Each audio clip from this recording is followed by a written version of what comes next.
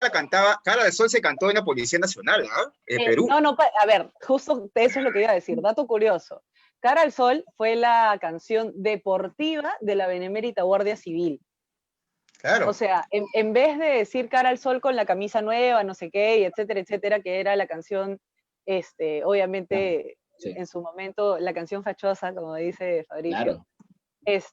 aquí se renovó por la Benemérita Guardia Civil del Perú y se cantaba Cara al Sol, Atletas Invencibles.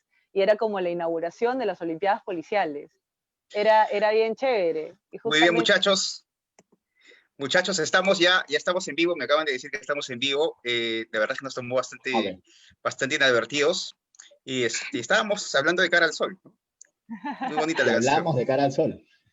De cómo se adaptó en la Guardia Civil aquí. Bueno, muchachos, hoy día estamos, este es el Recutecu, esto es un programa bastante ágil, bastante ligero, como para los chicos de la generación bicentenaria entiendan un poquito más sobre política, entonces es importante poder tener acá a chicos de diferentes corrientes de opinión, de diferentes ideologías, para poder exponer sus puntos de vista.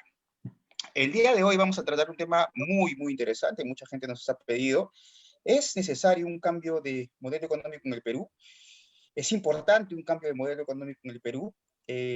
Estamos el día de hoy con 5 invitados, ahorita probablemente entre otro invitado más. Estamos hoy día con Fabricio Tejada, estamos con Rogelio Ramos, estamos con Vania Thaís y estamos con Kelly Iro Estamos para poder conversar sobre si se debe o no se debe cambiar el modelo económico. Ya vamos a escuchar sus puntos de vista. Antes de la conversación, déjenme decirles que ha sido un preámbulo muy interesante, porque hemos descubierto acá conservadores que le encanta mucho la música trova y están acá y otros les encanta Cara al Sol también. Entonces, a mí me encanta, es simpático. ¿A ti te gusta, Vania? ¿Qué? ¿Te gusta Cara al Sol? Bueno, lo que estaba diciendo es que Cara al Sol tuvo una adaptación en la Benemérita Guardia Civil del Perú, y que era justamente la canción de los atletas. ¿Te gusta? Muy bonita la canción. Muy bonita, claro. Muy bonita. Claro, muy bonita. Y tiene una linda realización. Eso no te hace una fascista. No, para nada. Yo creo que el fachisteo y el terruqueo no va. Perfecto. Muy bien, muchachos, ¿por qué deberíamos cambiar el modelo económico? Fabricio Tejada, ¿tú estás de acuerdo en cambiar el modelo económico, sí o no? Depende de qué definas como modelo económico. El modelo económico neoliberal, entre comillas, quiero ponerlo. Sí, no, pero es que claro, igual hay que definir. Es como, si tú te refieres al capítulo económico de la Constitución, lo definido como el capítulo económico de la Constitución, por ejemplo, claro. Eso sería como un buen marco para empezar. No, yo creo que no. Perfecto, por ejemplo, la independencia del BCR. Yo también creo que no. Kelly, ¿tú estarías de acuerdo en cambiar el capítulo económico de la Constitución? Es lo principal que se tiene que hacer ahora, ¿no? Es la tarea inaplazable que tenemos como país. Sí. Rogelio Ramos, ¿tú estarías de acuerdo en cambiar el modelo económico de la Constitución? ¿Estarías de acuerdo en cambiar el modelo económico neoliberal, como lo llaman la izquierda? Por supuesto que sí, Iván. De hecho, se están violando muchos de nuestros derechos, así que sí estoy de acuerdo también con que se cambie. Muy bien, muchachos. Para conversar sobre este tema, entonces estamos aquí con los tertulianos del día de hoy. Nosotros siempre empezamos con una especie de editorial. Ustedes saben que este es Recutecu. Todos los peruanos podemos tener mucho de Inga, mucho de Mandinga, pero todos tenemos finalmente Recutecu dentro de las venas. Entonces, muchachos, empezamos así. El modelo económico neoliberal, nadie sabe en qué momento fue la palabra neoliberal peyorativa. En 1938, un economista, si no me equivoco, un economista alemán llamó así, algo así como que existe el neoliberalismo, un artículo. Había un libro, yo me acuerdo que un libro muy pasado, donde escribió Octavio Paz, en el que decía neoliberalismo para resucitar el liberalismo en el siglo XXI. Un libro que los neoliberales, por así decirlo, ni siquiera lo ensalzan. Pero lo cierto es que ningún neoliberal o ningún liberal, economista liberal, abogado liberal, precisa muy bien qué significa neoliberalismo. Pero el neoliberalismo se ha puesto muy de moda cuando refiere a una actitud peyorativa. Tú eres un neoliberal, por ende tú eres un defensor de los millonarios y de los ricos. Eso significa neoliberal en América Latina.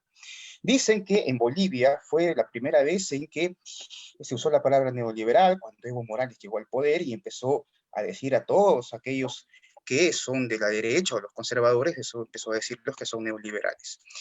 Lo cierto es que en este país neoliberal sigue siendo una especie de clavo peyorativo que se le dice a todas las personas que de alguna u otra manera creen en el comercio libre, que creen en la propiedad privada, y que de alguna u otra manera se adscriben a los pensamientos de derecha. El día de hoy vamos a tener una conversación con los chicos que están a favor del neoliberalismo, ¿no? Ahora vamos a saber quiénes son, y otros que quieren definitivamente cambiar el modelo de la Constitución y el modelo económico dentro de la Constitución. Lo cierto es que, y para eso quiero terminar el prólogo, digamos, en 30 años se ha reducido la pobreza solamente a un quinto, y de alguna otra manera la república ha tenido, esta no es una república, es una república distinta hace 20 años, hace 30 años, y eso ha sido básicamente por el modelo económico. El modelo económico ha permitido la reducción de la pobreza y eso nadie lo puede negar. Entonces, estamos aquí para conversar con Vania Tais. Vania, ¿cómo estás? ¿Qué tal? ¿Cómo vamos? Bien, bien, Vania, bien. vamos a ver, vamos a entrar al primer subtema, el modelo económico, la pobreza y la desigualdad. ¿Consideras tú que el modelo económico ha sido exitoso o no ha sido exitoso en los últimos 30 años? Bueno, yo rescato una frase que justamente se dijo cuando empezó a funcionar el modelo económico, que fue, oye, lo que tú acabas de decir, ¿no? Se ha reducido la pobreza a un quinto. Y se contestó, todavía hay un quinto de pobreza. O sea, creo que sí es importante tener en cuenta que la pobreza se tiene que erradicar, pero creo que la forma de salir de la pobreza es justamente impulsando la empresa privada, es justamente impulsando la inversión, la independencia y las libertades individuales. Lo que yo más bien creo es que quizás la distribución de las riquezas y la intervención del Estado en ciertos aspectos ha sido deficiente. Entonces, definitivamente... ¿Tú crees que es el Estado, en realidad? ¿Sabes qué es lo que creo? Que hay muchísima burocracia innecesaria. Entonces, como hay mucha burocracia innecesaria, la plata no llega a donde tiene que llegar. Y uno de los principales lugares donde debería llegar serían los colegios, a la educación de la gente, para que todos por igual tengan las oportunidades de salir adelante. Ya, perfecto. A mí me parece horrible que no hay educación económica suficiente en los colegios estatales, por ejemplo. Perfecto. Kelly, ¿tú estás de acuerdo en cambiar el modelo económico? Nos decías, pero ¿qué significa para ti que de alguna otra manera el modelo económico ha permitido la reducción de la pobreza? Mira, en realidad, Iván, son casi cerca de 30 años desde que se trató de imponer, en este caso a ultranza, una constitución que realmente ha servido a los intereses, en este caso del imperio norteamericano. Lamentablemente... O sea, ¿tú crees que hay un imperio todavía? Por supuesto, lamentablemente, mira, el consenso de Washington llegó a nuestro país mediante esta constitución del 93. ¿Qué se decía en este consenso de Washington? Justamente la aplicación de la economía de libre mercado, así como también la aplicación de medidas contra insurgentes, con el tema de la guerra de baja intensidad, que terminó aplicando un tema de terrorismo de Estado el gobierno de Alberto Fujimori, ¿no? Ya, el tema perfecto. de los despidos, bueno, o sea, el tema del... ¿Tú crees que no hubo terrorismo en el país? Obviamente hubo un terrorismo de Estado, ¿no? En el tema Estado, pero no de fue... la lucha contra insurgentes, contra los subversivos. Obviamente, y eso fue lo que implicó el tema del consenso de Washington, pues. Ya, en ese sentido también, ¿qué pasó con el tema de los derechos laborales? El tema de la estabilidad laboral. Se desapareció, se eliminó. Se despidieron más de 400.000 trabajadores. Hubo un tema de flexibilización laboral. Lamentablemente, las empresas estatales se privatizaron, ¿no? En ese sentido, no podemos hablar de que haya sido, pues, un logro. Por el contrario, creo que hemos retrocedido en ese sentido. Rogelio Ramos, tú también me imagino que debes estar de acuerdo con lo que dice Kelly, es decir, que, digamos, la precariedad laboral y el consenso de Washington y todo eso significa el modelo económico neoliberal, quiero ponerlo entre paréntesis, entre comillas. Me imagino que tú estás de acuerdo también con Kelly, es decir, que, digamos, el modelo económico ha generado mucha más desigualdad, por así decirlo. En la última parte que acabas de mencionar, sí, que el modelo económico ha generado desigualdad, sí. Yo de pronto soy un político medio extraño, ya un joven que practica política, no sé cómo decirlo. Yo he hecho más activismo social, trabajo de base. Tengo 10 años realizando trabajo de base en barrios y comunidades de Lima Metropolitana. Entonces, yo me voy a enfocar un poco más al subtema que tú mencionabas sobre cómo el modelo económico tiene relación también con los niveles de pobreza que tenemos ahora y con la desigualdad además, ¿no? Y ahí sí es muy importante lo que mencionaba Ania, cómo nuestro modelo económico, la distribución, cómo se está distribuyendo el presupuesto nacional y cómo se distribuyen las riquezas además, ¿no? O sea, se debería invertir, la solución es bien práctica, invirtiendo más en educación, podemos reducir la pobreza enormemente. Tengo varios chicos aquí en mi barrio estudiando, hemos salido de la pobreza. Entonces el Estado tiene que garantizar el derecho a la educación libre, de calidad, y eso. Arturo, perdón, Rogelio. Creo que se le ha ido. ¿No? Sí, se le fue, creo. Fabricio. Eso sí. Fabricio, cuéntanos. Tú me imagino que también, o sea, digamos, tú eres un defensor del modelo económico, ¿no? Yo soy un defensor de las políticas macroeconómicas sanas, prudentes, que signifiquen la no explotación al trabajador. ¿Ya? ¿Y qué significa eso? Eso implica que, ¿qué significa eso? Que para seguir contratando más a Richard Swing. A eso me refiero. Ya, pero, o sea, tú dices, entonces el tema está más en el Estado que en el mercado. En el Estado, claro. El tema es, o sea, a ver, hay reglas que han mantenido la independencia del SR, es decir, el Estado subsidiario, y la defensa de la propiedad privada como motor de la inversión. ¿Tú crees en la defensa de la propiedad privada? Por supuesto, absolutamente, absolutamente. Y es precisamente eso. Soy yo, se escucha entrecortado. Sí, hay un problema con tu... El Estado, por supuesto, que tiene que hacer la seguridad, a la justicia. Creo que, o sea, tiene que, por supuesto, invertirse más en salud, en educación, pero lo que se refiere a, o sea, si vamos a profundizar el modelo económico, por supuesto, pero que se refiere en base a las reglas macro. O sea, nosotros hablamos de que si se mantiene, que se mantengan las bases macro, absolutamente. Hay mucho que hacer en lo micro. Muchísimo. Ya, pero tú estarías de acuerdo, por ejemplo, que se privatice la educación y la salud. Yo creo que tiene que haber educación pública. Sí creo que tiene que haber salud pública. Sí tiene que haber centros de educación y centros de salud públicos que atiendan a los más necesitados. Vania, ¿tú también estás de acuerdo?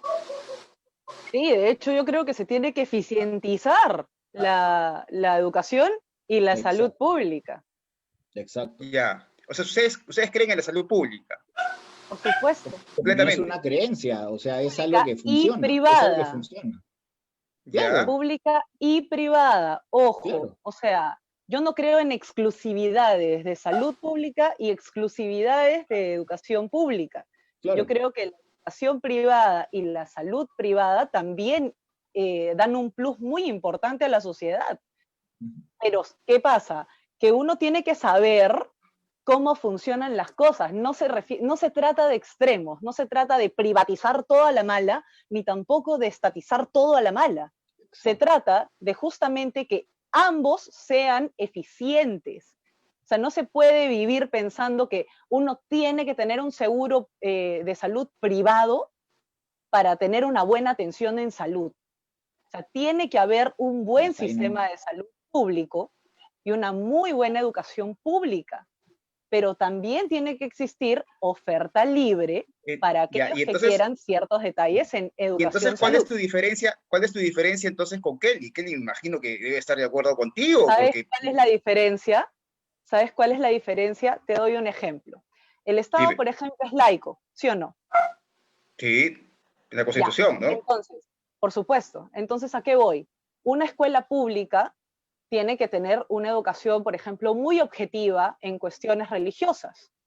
Pero si una persona que tiene los medios y justamente quiere liberar un espacio para una persona que no puede pagar educación y quiere más bien que su hijo tenga una educación, qué sé yo, evangélica, pueda pagar un colegio evangélico que le enseñe a su hijo la vida inmoral que ellos tienen como idiosincrasia y modus vivendi. Solamente para terminar esta parte, Vania, ¿tú sí estás de acuerdo, tú no estás de acuerdo, mejor dicho, con que se le llame contrainsurgentes a los terroristas? Ah, no, son terroristas. Ya. O sea, a ver, no es que, o sea, a ver, yo creo que acá acá no debe haber confusión alguna. ¿Ya? Para ti no es un conflicto armado interno. No, esas son trivialidades que particularmente yo, como nieta de guardia civil, considero insultantes. O sea, honestamente, ahí hubo terrorismo, la peor hecatombe nacional y se acabó. Nada, para mí ahí no hay medias tintas y pueden haber diferencias, por supuesto, pero yo pienso así. Perfecto. Kelly, los defensores del modelo económico dicen que nunca en la República ha habido un quinto de pobreza. Durante la Constitución, las constituciones anteriores a la Constitución del 93, ha habido, digamos, un 60% de pobreza en 1992 y después hemos reducido cerca de 40% de pobreza, es decir, durante el modelo económico neoliberal, nuevamente quiero ponerlo entre comillas, ha reducido la pobreza. Los defensores de la economía socialista dicen, bueno, pero eso también puede sucedido con Evo Morales, eso ha sucedido con Lula, pero digamos, tú no podrás negar que eso ha sucedido en el Perú, ¿no? Mira, Iván, en realidad, bueno, el artículo 60 de la Constitución establece en este caso la subsidiariedad del Estado en la economía de nuestro país. Lamentablemente tenemos un Estado pro-empresariado y anti-ciudadanos. Dejamos hacer, dejamos pasar. Sin embargo, al final la desigualdad ha ido en aumento, ¿no? Siempre en este caso tenemos a más ricos y más pobres, ¿no? Pero lo que es peor, la riqueza ha terminado en menos manos, o mejor dicho, en 12 familias que son dueños de bancos, en este caso dueños de los medios de comunicación, y que finalmente son los que tienen realmente el poder y que actúan tras las sombras, en este caso, de nuestros gobernantes títeres. Esa es la realidad del país. Entonces, son prácticamente dueños del país, ¿no? Son 12 familias. Entonces, o sea, ¿tú crees que 12 familias controlan todo el Perú? Es prácticamente eso, los poderes fácticos que tienen. Es así, ellos determinan. Creo que ya se refiere a los 12 apóstoles de la economía peruana. Entonces, ¿cómo podemos hablar en este caso de que se ha reducido la pobreza? Bueno, ha sido probablemente lo mínimo, pero ¿dónde estamos? Hay más desigualdad, hay más extremos en el tema, en este caso de los sectores los defensores, de alguna u otra manera, los defensores de la economía clásica liberal dicen que siempre cuando hay digamos, etapas de desarrollo económico, siempre hay desigualdad, porque los que están más preparados son justamente los que pueden aprovechar más las oportunidades que existen que da el modelo económico, ¿no? Y eso parte fundamentalmente de la educación, y la educación es fundamentalmente, digamos, estatal, ¿no? En todo caso, tú sí no crees en que el problema es del Estado, sino el problema es simplemente el mercado. No, en este caso, obviamente el tema material condiciona finalmente al ser, ¿no? Es como lo que mencionaba la máxima marxista también. El ser económico condiciona el ser social. Lamentablemente, no todos tienen acceso a la educación pública. Todavía hay una brecha en acceso a la educación, en acceso a la información, en acceso al saneamiento. Entonces, ¿cómo vamos a educar a todos? O sea, es prácticamente una falacia en ese sentido tratar de mencionar de que el tema de la educación va a salvar al país. Es parte, pero no es lo determinante. Acá el tema de condenados sí, como un tema estructural, tiene que verse a través de la economía, ¿no? Perfecto. Rogelio, tú sí estás de acuerdo con Kelly 100%, es decir, tú sí, por ejemplo, como Kelly dijo en su primera intervención, tú sí consideras que en el Perú hubo un conflicto armado interno, me imagino, como eres de izquierda. Mira, yo en el Frente Amplio existen grupos de izquierda y grupos ecologistas, ¿ya? Yo estoy ahí porque soy ecologista. Soy de izquierda también, obviamente, defiendo la justicia social, la justicia ecológica y todo eso. Pero yo, como dije en un principio, esa es mi posición. Yo estoy ahí por el ecologismo popular que yo practico. Y respecto al tema que estaban discutiendo, para mí el Estado ahí es cómplice del abuso que se está cometiendo contra nosotros, contra los más pobres, ¿no? Obviamente avalados, por eso es que les decía que sí es importante cambiar ahí, de pronto hacer cambios en la Constitución, porque solamente indica el artículo 61 que pueden intervenir cuando se comete abuso. De hecho, ya se está cometiendo abuso, ¿no?, contra muchos de nosotros, ¿no? En el sector de salud, en el sector de educación, etcétera. Sin embargo, el Estado no interviene. También indica que no puede haber exclusividad de los medios, ¿no? Pero ya sabemos que quién tiene el poder ahorita de todos los medios, lo sabemos. Entonces, obviamente siempre van a tirar pues para ellos que son a los que le conviene, ¿no? Entonces, es eso, se tiene que hacer cambios. Yo creo que no puede haber aquí medias tintas, no pueden decir que solamente el Estado puede intervenir cuando hay abuso, sino incluso debería prevenir ya este tipo de abusos que se están cometiendo. O sea, los monopolios, el monopolio en el caso de las farmacias, por ejemplo, o las clínicas, los medios de comunicación, etc. Perfecto. O sea, sí, ¿tú crees que hay monopolio en las farmacias? Claro que sí. O sea, hace un mes acaban de abrir 14 más de una cadena que ya conocemos todos en mi distrito, o sea, en Comas. O sea, se compran todo, ¿me entiendes? Entonces ahí ya no hay, ahí ponen el precio que ellos quieren. Y nosotros tenemos que comprar eso, igual que en el caso de las clínicas. Y tú desde el Congreso, entiendo que vas por el número 8, un Frente Amplio, tú desde el Congreso limitarías, digamos, controlarías los precios, digamos, apoyarías una ley para controlar los precios de las medicinas.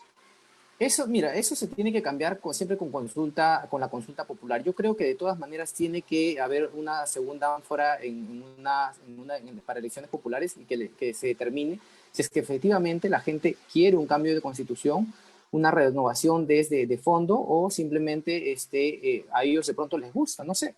O sea, siempre creo yo que es importante escuchar a las mayorías. Entonces, desde ahí, o sea, yo creo que cuando hablamos muchas veces nos metemos en temas ahí de cambio de constitución, y eso ni siquiera se ha visto si las mayorías, que por ahí dicen unos sí, otros no, o sea, ni siquiera, pues es como hablar sobre temas utópicos que todavía no han ocurrido. O sea que tú no estás de acuerdo en un cambio de constitución. No, yo estoy de acuerdo con un cambio de constitución, pero estoy diciendo que no podemos estar discutiendo sobre cosas que todavía no han ocurrido. Cuando la gente diga sí, un cambio de constitución en un referéndum, ese día nos podemos discutir de cosas, y para ahora debemos discutir de cosas que realmente le interesa a la gente. La gente se está muriendo de hambre. Perfecto. Y eso es bien cierto. O sea, los que eran pobres se han vuelto mucho más pobres con esto de la pandemia. Perfecto, dale, perfecto.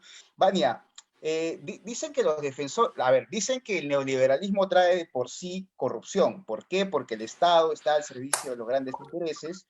Y el Estado, evidentemente, como está al servicio de los grandes intereses, los grandes intereses hacen lo que quieren con el Estado. Los llamados poderes fácticos, o los llamados 12 apóstoles, o los llamadas 12 familias, como nos dice Kelly.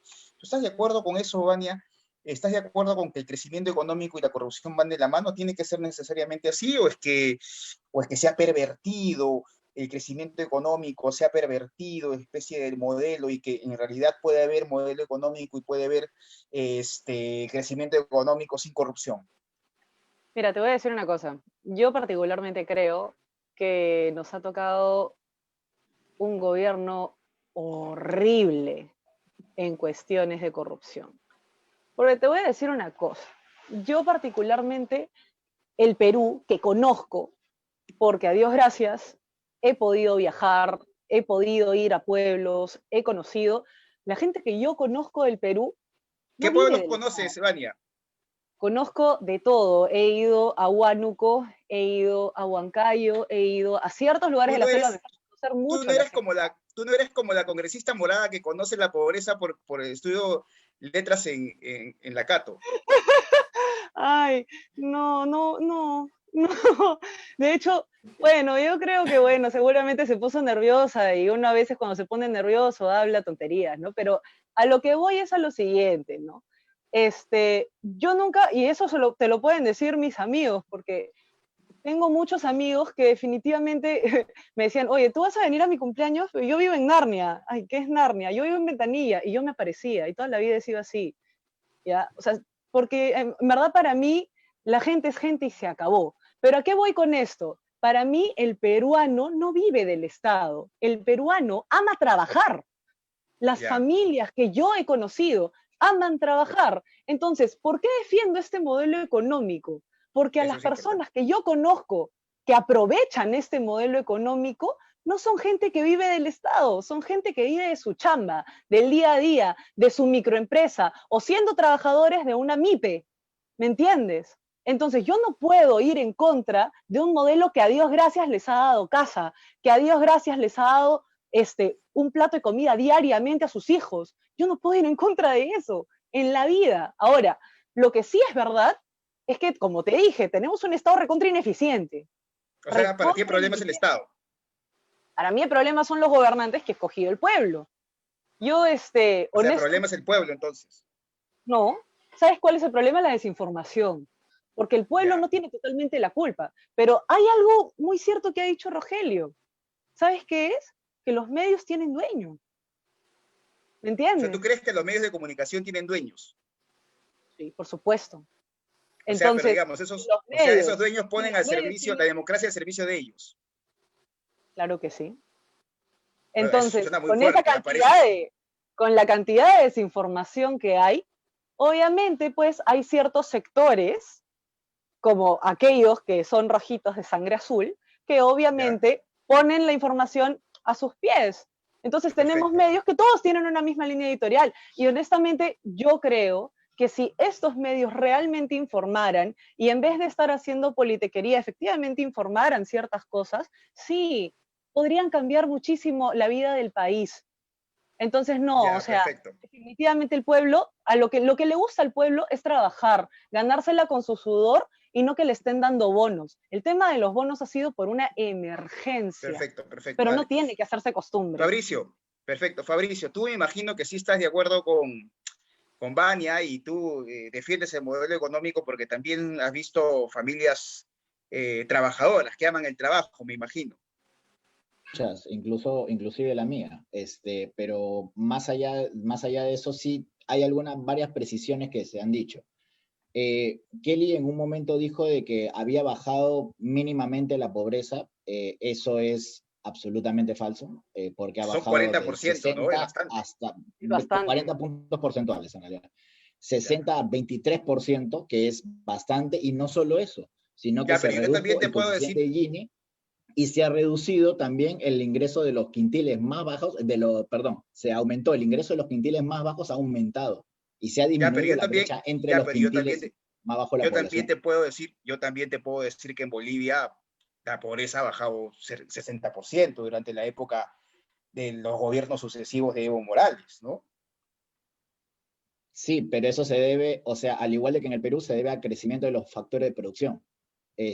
Cuando tú aumentas es que eso es un tema muy técnico, la productividad total de los factores de producción, obviamente vas a crecer. Lo que en Argentina llamaban viento de cola, ¿no? Claro, sube el precio de la soja, sube el precio del gas, obviamente vas a reducir la pobreza. Eso es normal. En el Perú, por supuesto que... ¿Tú crees que en el Perú como Bolivia, mucha de la reducción de la pobreza se debe a la minería, pero también a que muchas actividades como la metalmecánica y la manufactura han crecido muchísimo en el país. Muchísimo. Y el comercio también. O sea, hay muchas actividades y por supuesto que el PBI de las provincias ha crecido bastante. Perfecto. Mucho más incluso que Lima. Lo que pasa es que la brecha todavía es muy amplia en el Kelly, caso. Sí. Kelly, para ti sí, corrupción y neoliberalismo es lo mismo, me imagino. No. Acá hay que diferenciar, ¿no? En este caso, en principio, el tema de la corrupción, tenemos que entenderlo así, es un flagelo que impide el crecimiento en realidad de todas las naciones, ¿no? En donde suceda. Lo que sí me preocupa es el cliché que se tiene de atribuir o en todo caso vincular a la corrupción con lo que implica el tema de la administración pública.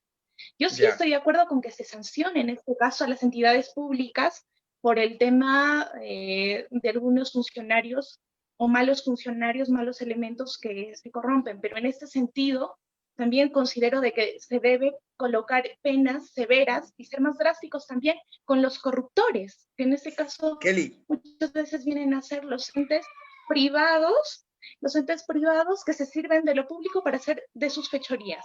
¿O es que Kelly, acaso nos entonces, olvidamos en es este que caso de Odebrecht, no existe de Graña y Montero?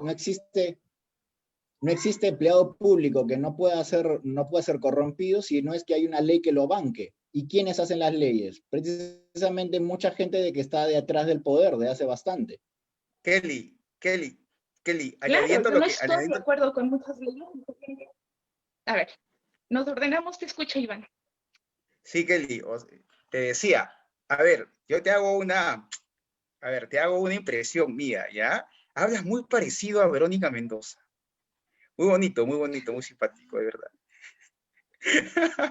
Bueno, te decía, ¿tú crees que en el Estado, o sea, tú crees que en el Estado no hay corrupción, o sí hay corrupción? Sí hay, pero por los corruptores que son las empresas privadas. Pero obviamente, ¿quiénes corrompen al fin y al cabo? Entonces yo creo que las sanciones deben ir para ambos lados. Entonces, ¿No? Entonces mientras menos Estado, menos corrupción. ¿Perdón? Entonces, mientras menos Estado, menos corrupción. No, para nada. Por eso digo, se encasilla, se trata de generar etiquetas, clichés, en este caso, sobre el tema de la corrupción y asociarlo directamente con lo público.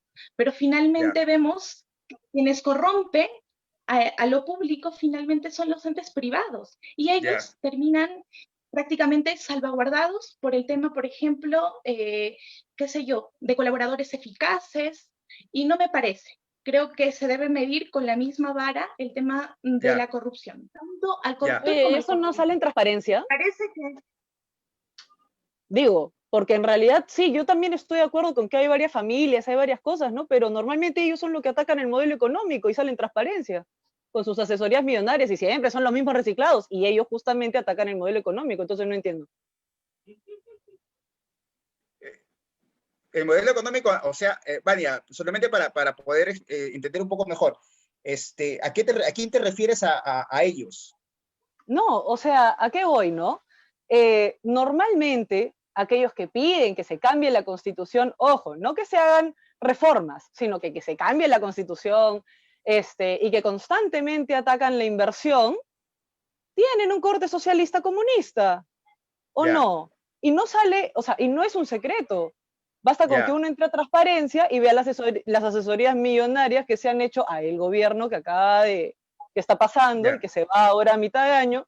Entonces, bueno, o sea, yo quiero entender por qué tanto a la empresa privada, si justamente los que ganan licitaciones públicas son los que hacen eso. Justamente por eso quiero que se diferencie en este caso, no solamente encasillar a lo público, sino también darnos cuenta que funciona de dos lados, ¿no? Pero lamentablemente se tiene ese estereotipo, que el corrupto es lo público nada más. ¿Y dónde está? Bueno, pero es que ellos son los que contratan, ¿no? Pero finalmente, ¿quiénes son también los que corrompen? Es que el corrompido tiene poder, y el poder lo tiene el funcionario público. Sí, claro, por ejemplo, Richard Swing. O sea, ok, eso es lo que menciono, o sea, al final se tiene dos lados, dos caras de la misma moneda, y al final no y los dos tienen que ser sancionados. En este sentido. ¿A eso te refieres? ¿Que los dos tienen que ser sancionados? Por supuesto, eso he mencionado. Y estoy totalmente de acuerdo. A ver, vamos a pasar a Rogelio. Rogelio, yo me imagino que cuando tú vas a estar en el Congreso vas a dar alguna ley para limitar el acceso, para limitar estas consultorías, me imagino. Mira, yo creo que en todo momento, o sea, quienes empiezan a corrompirse empiezan desde los partidos políticos, ¿no? O sea, son ellos quienes financian, son las empresas las que financian muchos partidos políticos y desde ahí empieza todo eso, ¿no? Entonces, de pronto, cuando hablamos, especificando en el tema de crecimiento económico y corrupción, ¿no? O sea, sí, se incrementan de pronto los presupuestos para diferentes sectores, pero continúan las mismas personas en esos sectores que ya, pues, obviamente, ya sabemos a quiénes van a beneficiar, ¿no? Entonces, siempre escucho a los que están de pronto del lado de de que no se cambie la Constitución, de que el modelo económico funciona, de que lo privado, no sé si será de pronto la opinión quizás parecida de Fabricio y Vania, pero yo he escuchado a otras personas que están del lado, como les digo, de conservar el modelo económico, que siempre me decían, Rogelio, pero el privado siempre es mejor. No es que siempre sea mejor, incluso aquí, por ejemplo, un ejemplo chiquito, querían darle la mitad del parque zonal a un supermercado. ¿Por qué? Porque el privado podía gestionar el parque, pero no, las señoras salieron en defensa y ellas también podían gestionar el parque. Entonces, no es que el sector estatal o público no pueda gestionar bien, sino que son las personas que están ahí precisamente las que tenemos que cambiar para que el Estado sea eficiente. Entonces, no es que quién es mejor, yo creo que ambos pueden llegar a ser mejores. En este caso son quienes están esas señoras ahí. Me imagino ¿Dime? que, bueno, iban a formar una cooperativa para administrar el parque. Y eso también es privado, ¿ah? Por si acaso. No. Son personas, son vecinas y vecinos que viven alrededor. Los vecinos son privados. No iban a formar ninguna cooperativa. Los vecinos son privados. Tal cual. No pienses a ver, sí, pero no es ningún. Vamos a dar pase, vamos a dar pase a Arturo. Yo te entiendo. Pero no es ningún. A ver. No, pero no es ninguna cooperativa ni nada. O sea, son simplemente ciudadanos que están en defensa de su espacio público. Es privados. Cada ciudadano es un privado. Tiene su propiedad privada. Sí, pero, Rogelio, Fabricio, pero estamos hablando... Yo sé que ustedes quieren seguir debatiendo y seguir conversando, pero vamos a dar el pase a Arturo. Arturo, ¿cómo estás? Arturo es candidato también por Juntos por el Perú. Arturo, ¿con qué número vas? Perdón. Hola, voy con el número 3. Javier, mil disculpas por la demora. No te preocupes, dale. Estamos acá, bueno...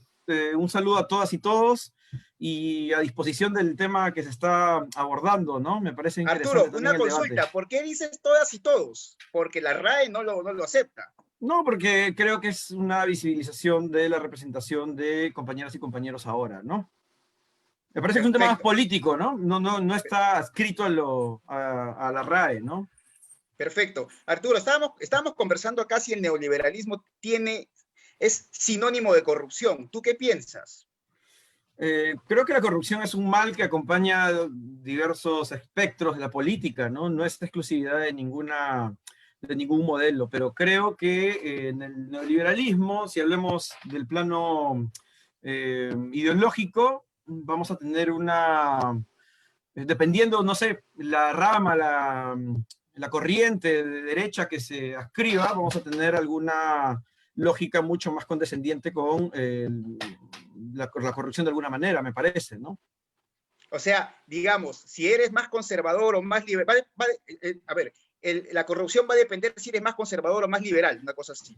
Yo creo que es que he visto tanta diversidad en la derecha también como pasa en la izquierda, y creo que todos los días tengo debates con compañeros que unos me dicen que son ordoliberales, liberales clásicos, conservadores, que al final algunos justifican muchas cosas, por eso es bien complejo, ¿no?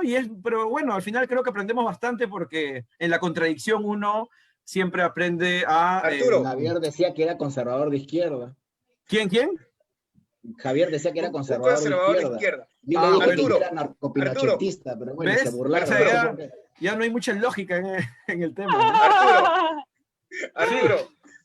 Arturo, Rogelio nos dice que va a cambiar... riqueza de las naciones, por si acaso, ¿eh? Siempre... Está bien. Arturo, Rogelio nos dice que de llegar al Congreso va a impulsar el cambio de la Constitución como toda la izquierda lo va a hacer. Me imagino que tú también vas a hacer lo mismo, de llegar al Congreso. Nosotros hemos reivindicado lo de la nueva Constitución. Mi partido lo ha reivindicado pues desde hace 20 años, más de 20 años, creo. Los bollistas dicen que ellos fueron primero. No, bueno, hay textos del año 97 de Patria Roja hablando de nueva constitución, ¿no?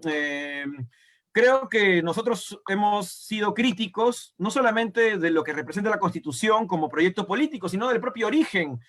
Juan Chávez Molina, que era un demócrata cristiano, que era del Jurado Nacional de Elecciones, él tiene un libro, o bueno, 2 libros sobre el fraude del 93, el fraude en el referéndum, el cambio de resultados. Y yo creo que desde el arranque esa constitución no ha tenido ni la legitimidad ni la legalidad adecuada, ¿no? No hay una resolución propia del jurado de los resultados del 93, y eso los invito a que lo busquen, ¿no? Y el que anuncia los resultados fue Fujimori, por si acaso, no fue el jurado.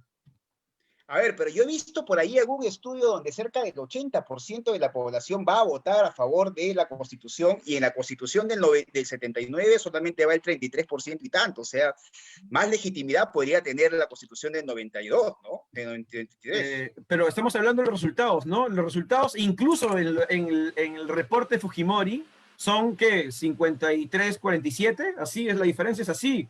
Y justamente lo que señala Juan Chávez Molina es el cambio de resultados, ¿no? Las actas de Arequipa, del extranjero. Y cuando a ti te dicen que la Constitución del 93 permitió, por ejemplo, reducir la pobreza en 40%, en el 92 estábamos en 60%, y después ahora estamos solamente en un quinto, en cerca de 20%, aunque probablemente la pandemia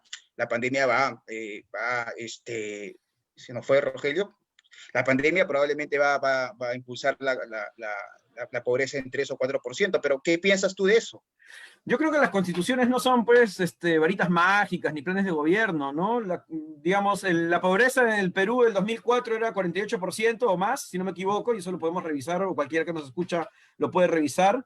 Entonces, 11 años después de la Constitución teníamos el 50% de pobreza en el país, a menos que funcione con retardo, ¿no? El salir de la pobreza ha estado en el marco el boom de los minerales, de otros factores, antes que la Constitución. Colombia es un país de derecha, con gobiernos súper conservadores, que tiene una constitución bastante interesante, y que nadie en la izquierda colombiana te va a decir nueva constitución, porque sí reflejó un momento de encuentro, de consenso. No creemos que eso represente la actual constitución. Muy bien, Vania, si se debe cambiar el modelo económico, ¿hacia qué modelo puede optar el Perú? ¿O se tiene que mantener de todas maneras? Yo considero que se tiene que mantener porque está funcionando bien. Lo que se tiene que hacer ahora, pero ¿tú no crees que ya hay una condición como para poder cambiarlo? Sí, hay. ¿Cuántas veces se ha cambiado la Constitución? Y las constituciones que más se cambian son las que menos funcionan. ¿Me entiendes? Yo creo que se puede hacer reformas constitucionales. Se pueden cambiar ciertas cosas, se pueden cambiar ciertos aspectos, pero no puedes cambiar toda la Constitución porque, bueno, pues referéndum y se cambia y se para cambiando todo, y lo único que logras es seguir siendo un país que para de crisis en crisis. O sea, yo creo que ya, está bien. Hay cosas que cambiar definitivamente, porque el tiempo pasa. O sea, si el tiempo no pasara, te diría, bueno, que no, sí, hay cosas que cambiar, definitivamente. Hay cosas que ajustar, como en toda persona, como en toda familia. Hay cosas que ajustar siempre. Pero de ahí que tú me digas que se cambie la Constitución, que se cambie el modelo económico. O sea, si a mí me va bien, por ejemplo, yo estoy en dieta, quiero bajar de peso, si a mí me va bien corriendo, ¿para qué voy a dejar de salir a correr? ¿Para qué voy a intentar meterme, no sé, pues a una dieta diferente? ¿Por qué voy a empezar porque dicen que has ampliado la desigualdad. Ya, ¿y eso por qué se dice? Cuéntame. Bueno, porque le dicen ellos, o sea, yo digo lo que no dicen ellos. ¿A qué voy? ¿A qué voy yo? Estadística. Mira, ¿a qué voy yo? Si la desigualdad aumenta, y en verdad también trata mucho de qué se entienda por desigualdad, ¿ok? Pero realmente te voy a decir una cosa. O sea, tú estás a favor de la desigualdad. Yo jamás podría decir que estoy a favor de la desigualdad, menos la desigualdad social, si estás hablando de esa. Pero quiero que entiendas una cosa. Si el Estado va a administrar un tesoro público, la idea es que la mayoría aporte al tesoro público. ¿Me entiendes? Ahorita, sí, pues hay obviamente una desigualdad, porque el 79% de los impuestos lo paga el empresariado. Y el empresariado representa ¿qué? Todavía al 4%, y estamos hablando igual de mineras, de empresas grandes o lo que sea. Los micro y pequeños empresarios que quieren formalizarse justamente para poder aportar al país, ¿no? Para poder dar su granito de arena y recibir todos los sacrosantos beneficios que el país le puede dar como Estado, no pueden, les ponen miles de trabas. Hay que eliminar burocracia. Pero no cambiar el modelo económico ni la Constitución. Perfecto, Kelly. Si se tiene que cambiar el modelo económico, ¿hacia qué modelo económico tenemos que cambiar? Venezuela, Bolivia, Ecuador, Argentina. No, en ese sentido tengo mi criterio personal, ¿no? Mira, en realidad si vamos a cambiar un modelo económico, en este caso individualista, como lo es el modelo económico de libre mercado, nuestra apuesta tendría que ser hacia un modelo económico solidario, ¿no? De corte solidaria en este caso. En ese sentido... ¿Cómo es eso? ¿Cómo es eso? ¿Cómo es solidario?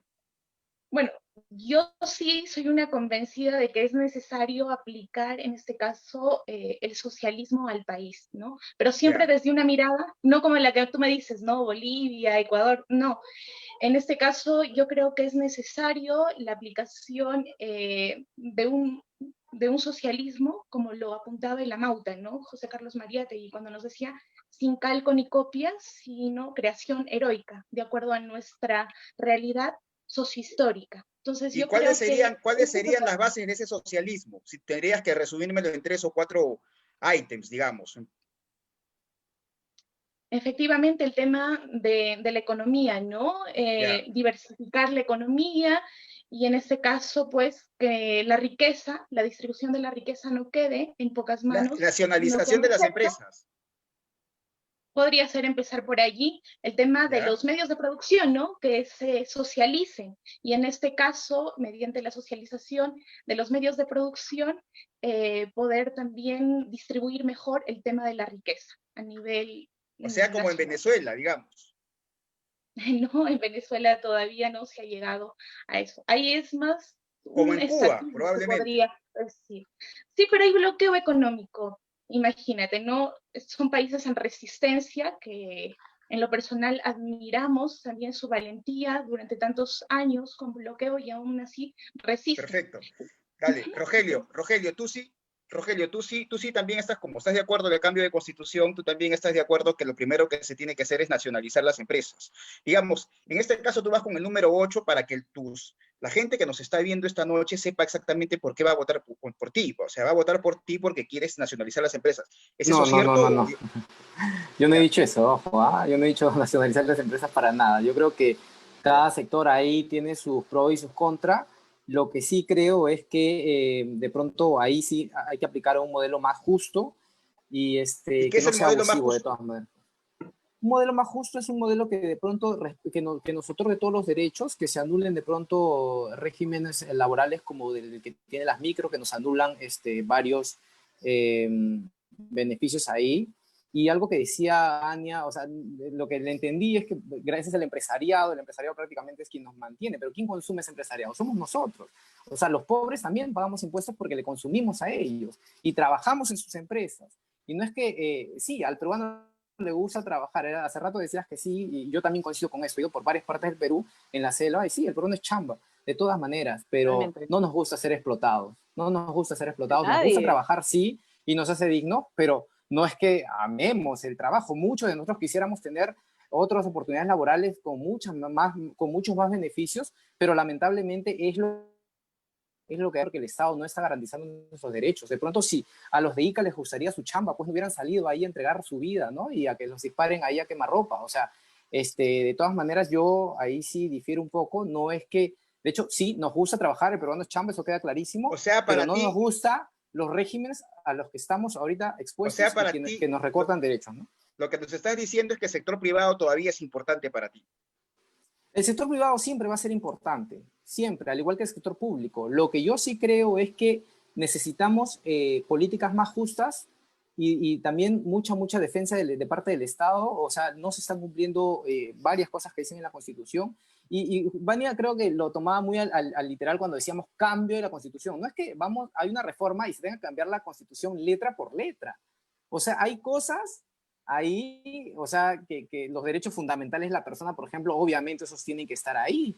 No es que vamos a ser tú estás de acuerdo, pero sí estás de acuerdo en cambiar el capítulo económico. Claro, el capítulo económico y que las cosas no estén a medias tintas, que no digan que el Estado solamente iba a intervenir. Fabricio, antes de pasar contigo, pero Arturo, yo quería saber si tú coincides en este caso con Rogelio, es decir, tú consideras todavía ¿tú consideras todavía el sector privado como parte fundamental en la economía nacional? Claro que sí. La contradicción izquierda-derecha no es la contradicción Estado-privados, ¿no? Yo soy comunista Yo he aprendido algunas experiencias, he estado en algunas sesiones de estudio con los vietnamitas, con los chinos, con ¿no? China, tú quieres un comunismo como China, una cosa así, un No, Perú no, como no, China. no, yo quiero un Perú de acuerdo a sus propias características, como dijo Kelly, sin calco ni copia, pero te digo lo que veo, lo que he escuchado, lo que he leído, de lo que me nutro.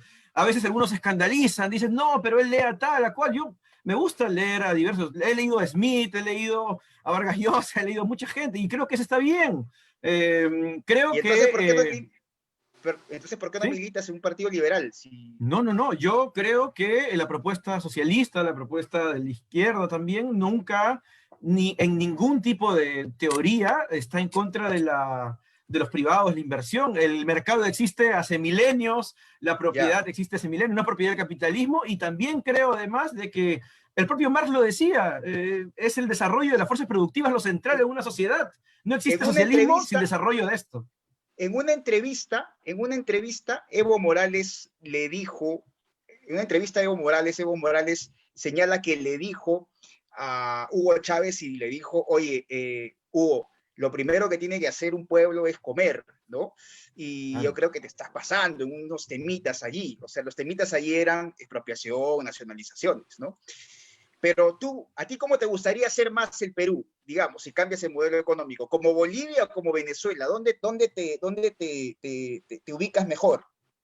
Yo creo que Bolivia ha tenido un desarrollo mucho más ligado a sus propias características y por algo el MAS ha sacado una votación excepcional en la última elección y ha ganado en primera vuelta, ¿no? Creo que, y Dale. además el presidente actual es el ministro de Economía de Evo, ¿no? O sea, todos tenemos críticas, etcétera, seguramente, pero hay algún valor que le están reconociendo al respecto de la economía.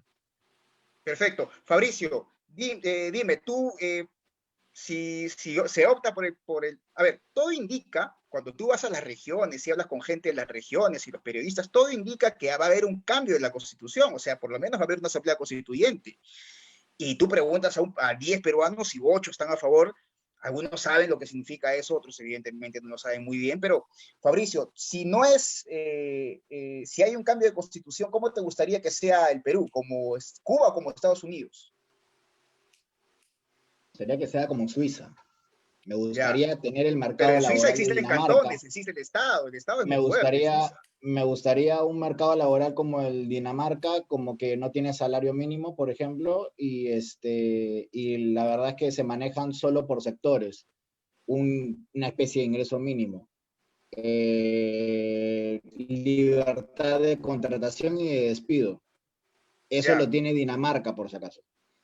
Este, sí me gustaría un estado como el de Nueva Zelanda, por ejemplo, que en 15 minutos puedes abrir un RUC. ¿no te gustaría un Eh, Estado como Singapur, con mano de hierro, mano dura? lo que pasa es que en Singapur, es que ahí están mezclando las cosas porque Singapur es fácil hacerlo porque es una ciudad-estado. Entonces, Ya, tiene las condiciones de que al estar en sudeste asiático, por la cultura oriental, ellos son más tirados siempre un poco más a la monarquía, un poco más. como Vietnam, Entonces entonces. al tener no, ya ahí estás hablando payasada. Pero no, a donde sí yo quiero llegar es que si vamos a cambiar las cosas, que sea algo que no nos ha funcionado, como es el actual modelo económico, el actual modelo de salud, el actual modelo de educación que tenemos, no funciona. Pero la condición macro sí funciona. ¿Para qué cambiarla?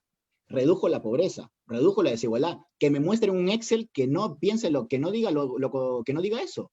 Que muestren datos y dicen que no redujo la desigualdad, que no redujo la riqueza, díganlo, díganlo. Pero no tienen ninguno porque el Excel es el peor enemigo de la izquierda. Cualquier estadística es la peor enemiga de la izquierda.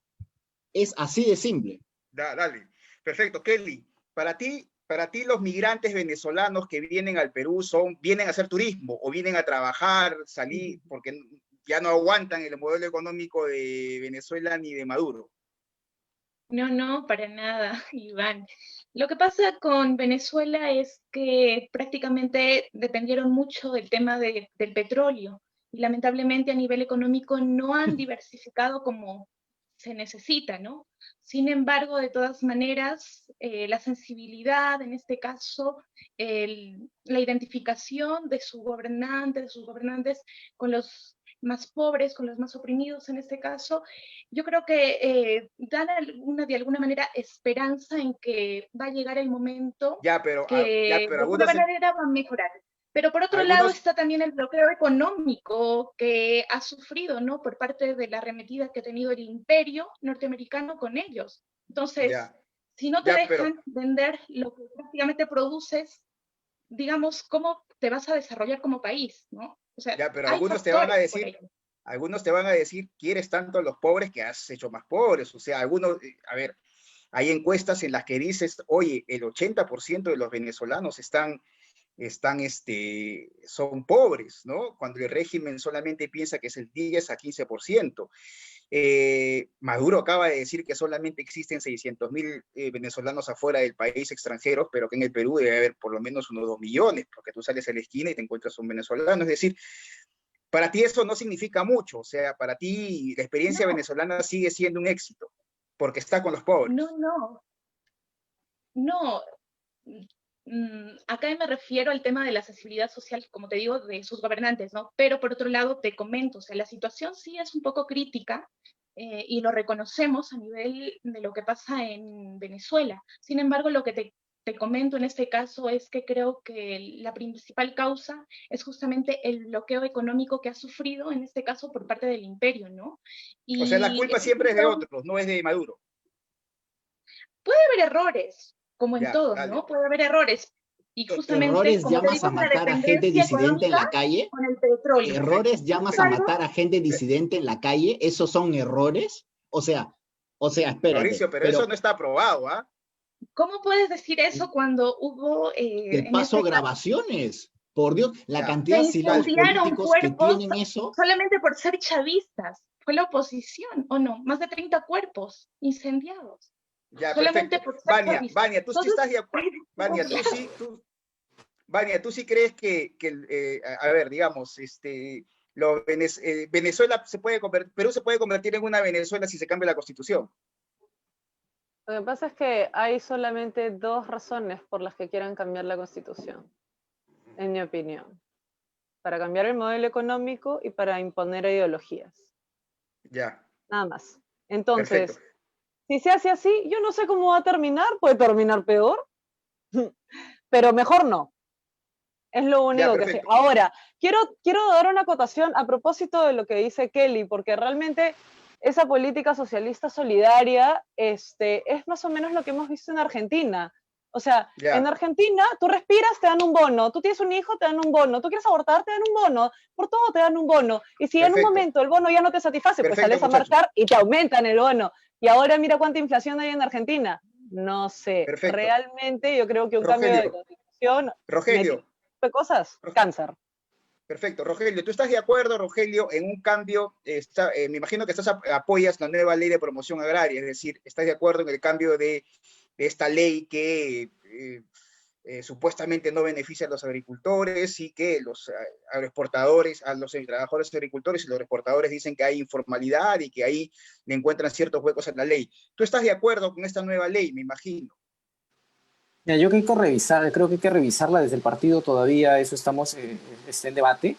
Sin embargo, es más que claro que la ley de promoción agraria, la anterior, por la cual el pueblo se levantó, es que definitivamente eso era explotación, ¿no? Incluso explotan nuestro recurso hídrico como sin nada y ya está. Entonces, eso al final, yo creo que la mejor respuesta va a provenir de ellos, ¿no? De la gente. Así es que ahí hay varios congresistas del FA también que están yendo a conversar con ellos, están con mesas de trabajo y seguramente vamos Algunos le echan la culpa más bien a los congresistas del FA, como que ellos incendian la pradera, ¿no? Como esta famosa frase de Mao, una chispa enciende la pradera. Hemos enviado a congresistas ahí a que más bien ayuden a las personas que han sido ahí encarceladas por el simple hecho de protestar. Ya hemos visto cómo son las represalias. No, ni a maltratar a la policía.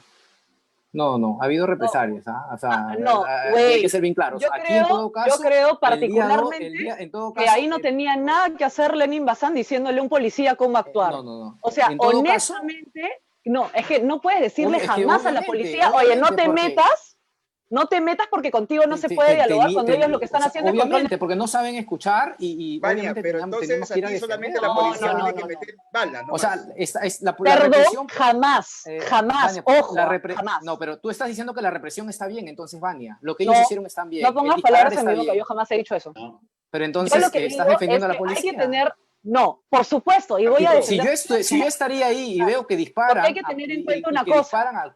disparan a matar, obviamente levanto mi voz, sea o no congresista.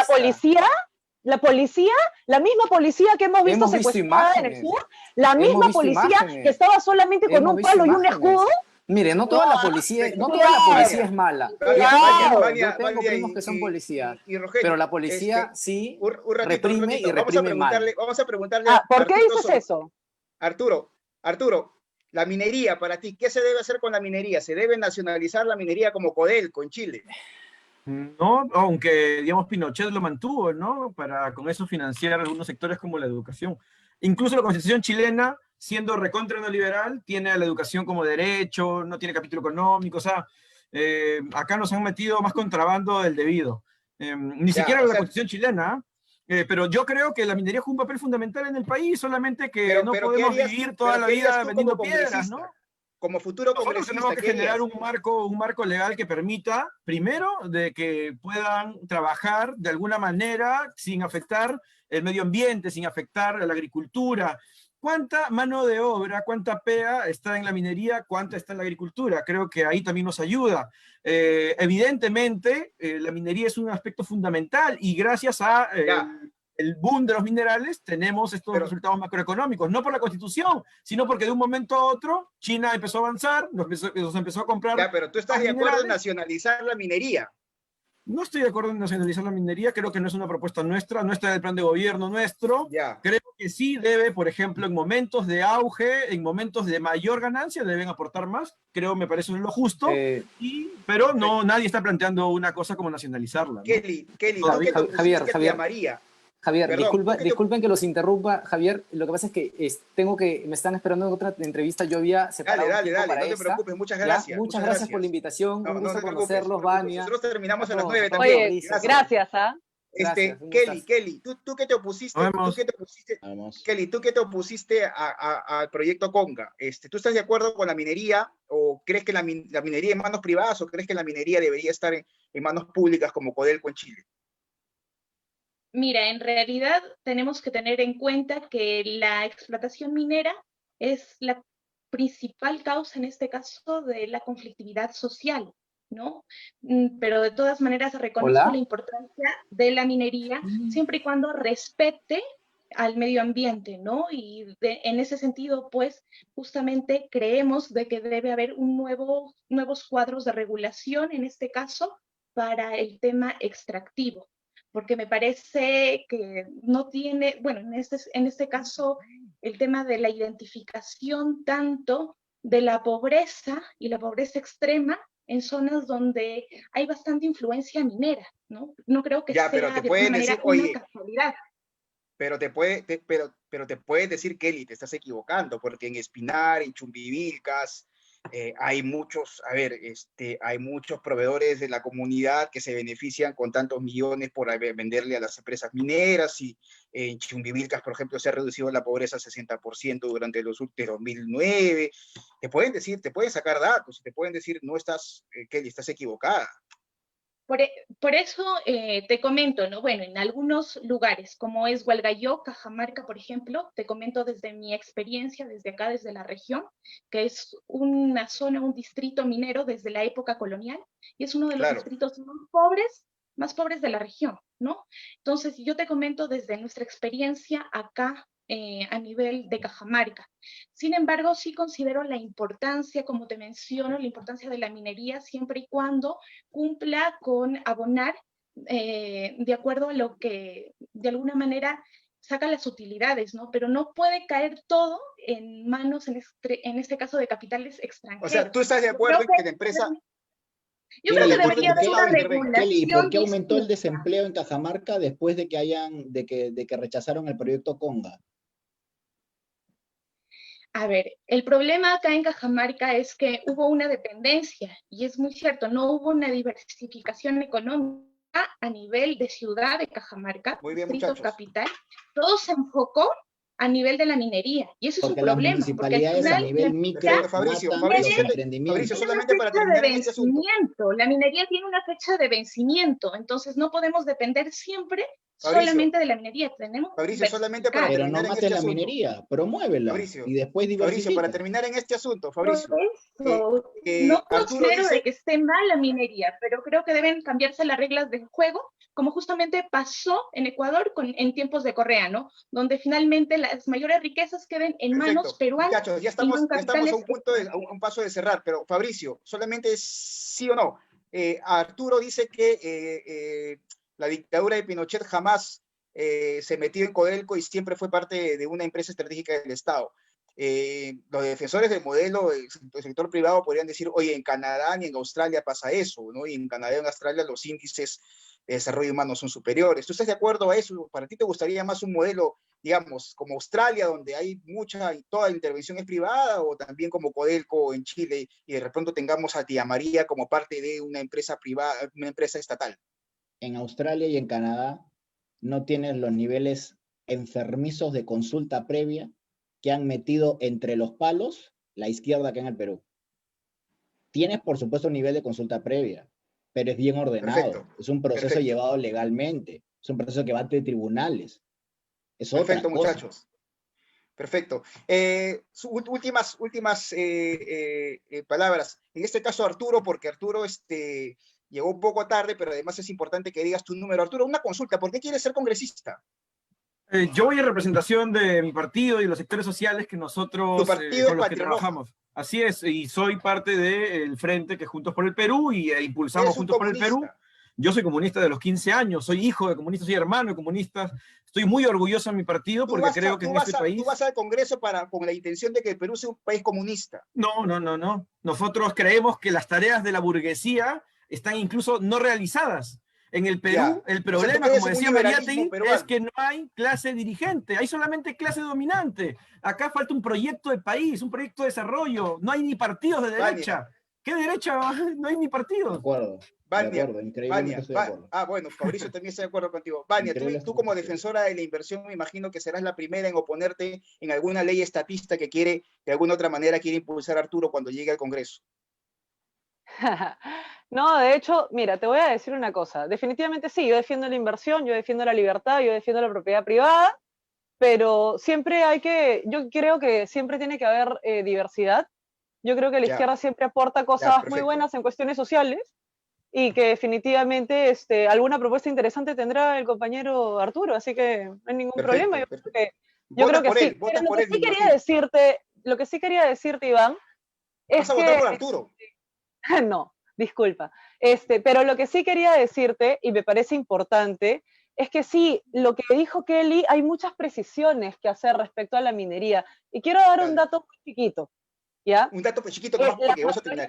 La mayoría de contaminación alrededor de la minería se da justamente por los pequeños y artesanales mineros, que no necesariamente son ilegales, y que les cuesta a cada uno entre 12,000 y 20,000 dólares poder formalizarse. Entonces yo lo que creo es que definitivamente se tiene que mantener nuestro modelo económico para que tengan la oportunidad de hacer una cooperativa y todo formalizarse en marcha. Perfecto, muchachos. Porque es lo que necesita el país y necesita más gente que pague más impuestos al Estado para que este Estado no tenga tantas burocracias y sepa distribuir su riqueza. Perfecto, muchachos. Muchísimas gracias a cada uno de ustedes. Para mí ha sido muy interesante poder escucharlos. Ojalá que se vean así nuevamente como adversarios y no como enemigos. Hay mucho enemigo en la política, ¿no? Carl Schmitt siempre decía, no, en la política no hay adversarios, sino hay enemigos. Esperemos que en la política sí hay un poco de adversarios, pero los adversarios finalmente se permiten coexistir, ¿no? Los enemigos no, los enemigos se quieren liquidar y eso de alguna otra manera corrompe, retrae la democracia en el Perú. Muchísimas gracias a ustedes, de verdad. Algunos van a postular. Esperemos que Arturo te vaya muy bien en las elecciones y para mí ha sido un honor y un gusto poder conversar con cada uno de ustedes. Kelly, Fabricio, Arturo, muchísimas gracias. Vania, te vamos a ver siempre en la televisión. Ojalá que sigas saliendo con defensores de de la inversión. Muchísimas gracias a cada uno de ustedes. Lo que yo siempre digo en realidad es que tenemos que empezar a hablar más de política que de políticos. Perfecto. Muchísimas gracias, muchachos. Un abrazo, será hasta el nuevo Recutecu. Cuídense, gracias. Gracias por la invitación. Nos vemos. Gracias por la invitación. Cuídense. Cuídense.